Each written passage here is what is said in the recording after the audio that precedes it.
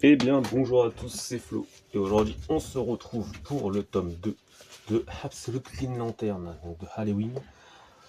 On a à peu près la même équipe de base que le tome 1, bien sûr. Halloween. Alors après, complexité de dire les blazes, j'ai pas envie de les écorcher. Janoy Lindsay, Said Kotian, Riley Romso, non, Rosmo, excusez-moi, et Jason Howard. Donc, je suis parti là-dessus, j'aurais pas dû le dire, tout simplement. Bon, on se retrouve du coup pour cette suite de Green Lantern. Le premier tome m'avait pas trop chauffé. Le deuxième, ça va mieux. Il y a du mieux, mais c'est pas ça non plus. On a ce premier chapitre où on va voir tout simplement les personnes qui habitent sur la planète Mogo. Donc voilà, les implants Mogo, si je dis pas de, si je dis pas de conneries bien sûr. On voit différentes lanternes du coup qui sortent. Et on va voir le méchant de ce chapitre. Me dites pas que c'est pas vrai, c'est Kilowog. Kilowog au méchant. Ça le fait, oui, non, bon, bah, voilà. Et là, ce délire du spectre noir qu'avait Al Jordan, du coup, dans le premier tome. Bon, voilà. Et là, on a cette tribu. Je me souviens plus du tout des blagues de la tribu. Sincèrement, c'est compliqué. J'ai lu j'ai lu ce tome il y a 2 jours. Je voulais en parler tout de suite après. Je me suis dit, bon, j'avais pas le temps. J'ai attendu 2 jours. Là, je suis comme un con parce que je me dis, d'un côté, il y a des trucs qui m'ont plu, mais d'un autre côté, ça m'a pas plu à un point où, merde, il faut que j'en parle tout de suite. Là, on va avoir aussi un personnage qui, du coup, est avec cette couleur rouge. Donc, c'est un Tomar. C'est Tomar Ray. Du coup, lui, qui arrive à gérer la couleur rouge. On va le voir après plus tard avec d'autres personnages qui ont ce. Enfin, d'autres personnages, non. Il va y avoir, du coup, l'entité rouge que vous allez voir. Et on va voir le méchant, le grand méchant, qui va se pointer, comme on dit. Et je le trouve particulièrement sympathique, on verra bien sûr, c'est Sinestro. Simplement. Et là, il parle et au fur et à mesure, bim, ça devient jaune et pouf, la lumière jaune. Donc voilà, le cube rouge. Pour l'instant, le délire de couleur, moi, c'est encore un petit peu vague. Sincèrement, c'est encore vague. Donc, niveau dessin, par contre, euh, ça change de ce côté un petit peu webtoon. Voilà, tout le monde dit webtoon. J'ai regardé vite fait. On ne sait pas qui a dessiné quel chapitre, c'est ça qui est chiant, quoi. Donc oui, ce côté très classique, entre guillemets, qu'on peut voir un peu partout. Donc, on va avoir un petit retour sur la vie de Jo Mullen, son enfance, le fait qu'elle ait croisé Al Jordan, le fait qu'elle ait croisé aussi, du coup, merde, René Montoya aussi, qui était flic dans leur petite ville, et après qu'elle soit partie. Du coup, délire de flic ripou et tout aussi. Qu'on a aussi les origines de Joe, ses petites escapades, son, sa vie perso aussi. Du coup, franchement, il y a cette tête m'a fait super peur. Cette tête de folle là. C'est quoi cette tête de folle? On dirait une tête, je vais pas vous mentir, on dirait les têtes des titans dans l'attaque des titans. Mais vraiment les têtes les plus mal faites. Ils sont horribles. Il y a des dessins, c'est super moche. Alors qu'il y a des fois, on va pas se mentir, cette page ça va, certaines pages ça va, là t'as une case elle est horriblissime. Et je sais qu'il y a des choses, cette case elle est belle, et après ça pue du cul.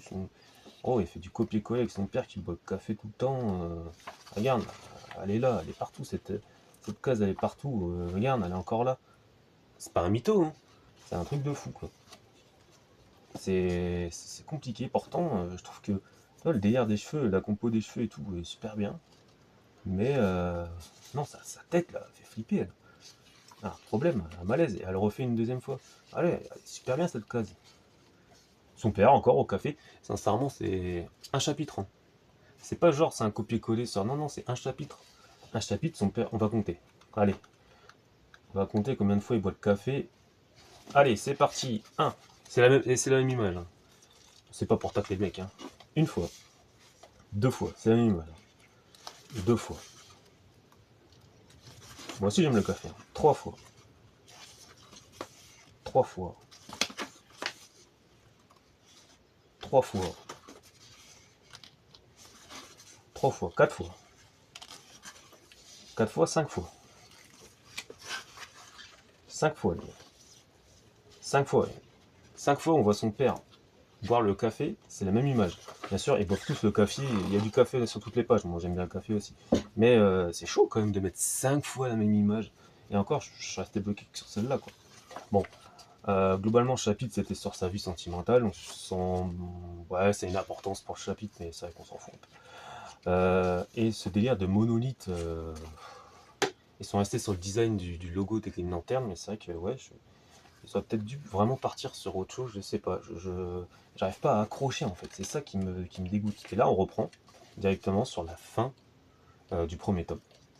Donc voilà, où on a Joe qui arrive chez son ex, du coup, euh, pour, euh, pour le souci du coup de Hal Jordan.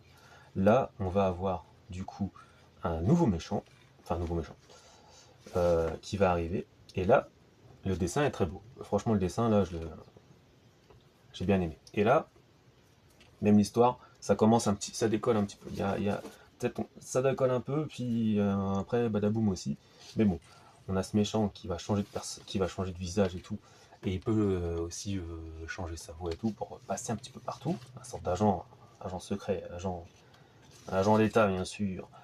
Magnifique page. Franchement, là, le mec il est au dessin, ça va, ça va. C'est pas non plus exceptionnel, ça va. Le mec gère.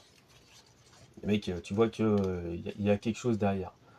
Euh, Donc là, je lui explique par rapport à son pouvoir, à le prêtre, à son ex, à Test. Bon, elle repart. Entre temps, il va y avoir ses anciens collègues qui vont passer. Donc, du coup, Simone Baz qui va être là. Et j'ai du mal avec son blaze, je suis désolé.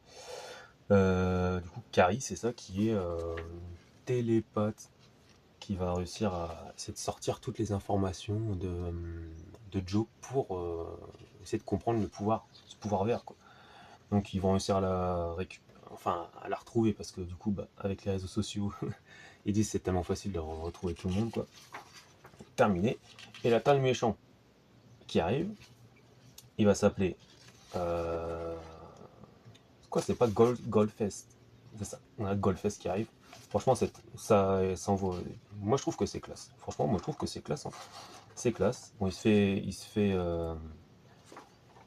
il prend du coup l'identité de John Stewart, parce qu'en fait c'est la secrétaire de John Stewart qui est architecte dans cet univers, et il va rentrer et puis voilà, bim bam boum quoi, et il tire des balles en or et tout, parce que l'or, comme on a pu voir dans le premier chapitre, c'est ça qui pouvait passer à travers ce dôme vert. C'est pour ça que l'alliance Kala, tout le pouvoir est recentré dans l'alliance parce que c'est de l'or, tout simplement. Donc là, Goldface. Donc voilà. Je sais pas si je vais avancer encore parce que j'ai peur de spoiler. Euh, les, les covers sont sympathiques, celui-ci j'aime bien. Non, j'aime bien. Là, on a encore le même dessinateur. Donc, franchement, ça envoie du lourd. Là, on a le truc qui décolle. Mais c'est fou parce que perso, moi, ça m'intéresse quand c'est bah, quand il n'y a pas le délire des lanternes, quoi. Enfin, des couleurs et des émotions, parce que là, ça fonctionne. Pour moi, ces deux chapitres fonctionnent. Je vais pas aller trop plus loin parce que vous avez pu voir que c'était quand même assez gore. Et on va avoir encore une autre menace. Donc là, on a des flashbacks aussi. J'aime bien cette cover. On a des flashbacks du coup des différents personnes qui ont les couleurs. Donc là, on a le Tomaré. Parce qu'il se fait appeler le Tomaré. Il y a des Tomars différents. Bah, comme dans notre univers. Enfin, dans notre univers. Pas chez nous, en vrai. Mais dans l'univers des lanternes, il y a des Tomars différents. Mais là, je crois que c'est un titre. Je sais plus. C'est assez confus, hein, tout ça. Hein. Parce que même dans le, même dans le comics, à un moment donné, il va y avoir des personnes qui sont vraiment. C'est des personnes qui sont centraux dans le délire des couleurs, des émotions et de ce que ça dégage. Même eux, ils n'arrivent pas à expliquer le délire du bouquin. Tu vois. même, t'as l'impression qu'Alewing, même lui, il sait pas où il va, mince, non, mais bon, on verra plus tard. Là, je suis pas encore dedans, quoi. Donc là, on a Al Jordan, on dirait Peter Parker, mais bon, voilà, qui se réveille. Bon, je vais pas aller plus loin non plus, je vais juste vous montrer la menace, du coup, qui est Obsidian. C'est une menace en obsidienne, mais je vais vous montrer juste à quoi ça ressemble. Voilà, c'est pour pas trop en montrer non plus. Bah, en plus, je montre une page qui spoil, c'est magnifique. Mais bon, voilà, on a cette amas d'obsidienne en mode araignée, avec ce visage qui ressort. Donc voilà, je vous laisserai le voir. Et je vais aller directement sur les couvertures, la galerie de couvertures pour le moment. Allez là, les couvertures variantes. Donc voilà, qui montrent, bah, c'est Joe Mullen, hein, le personnage principal, on le sait. Donc voilà. Et oui, on va voir du coup Jon Stewart qui est devenu un élément jaune et tout. Non, c'est sympa. On va aussi voir d'autres personnages du coup de l'univers de Green Lantern qu'on connaît. Sauf un, Kyle Rayner, je sais pas, il est abonné absent. Kyle Rayner. Bon bah, salut, hein, comme on dit, salut mon pote. Bon, ce tome 2, il est quand même au-dessus du 1. Ça, je vais pas mentir, j'ai bien aimé la phase Godface. Ça, sincèrement, c'était un boost. C'était un boost parce que sincèrement, je sais pas où on va avec ce délire de couleur. Sincèrement. Et Obsidian aussi, j'ai bien aimé. Donc c'est pour ça que hop, ça a remis un petit peu d'au-dessus, de cran au-dessus. Pour moi, il est meilleur que le 1, mais c'est pas, voilà quoi. C'est pas ça non plus parce que je sais pas où on va, on va où. Allez, il faut qu'on appelle Aliming pour lui dire on va où, tu vois. Donc voilà. Puis j'aime bien. Non, mais on va aller. Ça boit du café. Je suis un mec qui boit du café. Voilà, quand tu vois des chapitres où ça picole que du café, non, c'est cool. Mais non, je sais pas où ça va me mener, je vais continuer parce que bah, moi je soutiens quand même Green Lantern, on en a pas beaucoup, faut quand même soutenir. Mais ouais, on verra bien la suite. Sincèrement là je suis dans le flou total. Donc voilà. Donc si vous avez des questions, dites-le moi en commentaire. Si j'ai dit des conneries, si vous voulez m'éclaircir du coup sur tout ce délire de lumière, parce que moi je sais pas où va nous amener les wings, dites-le moi en commentaire. Mettez un j'aime, et moi je vous dis à la prochaine pour un prochain avis comics. Salut.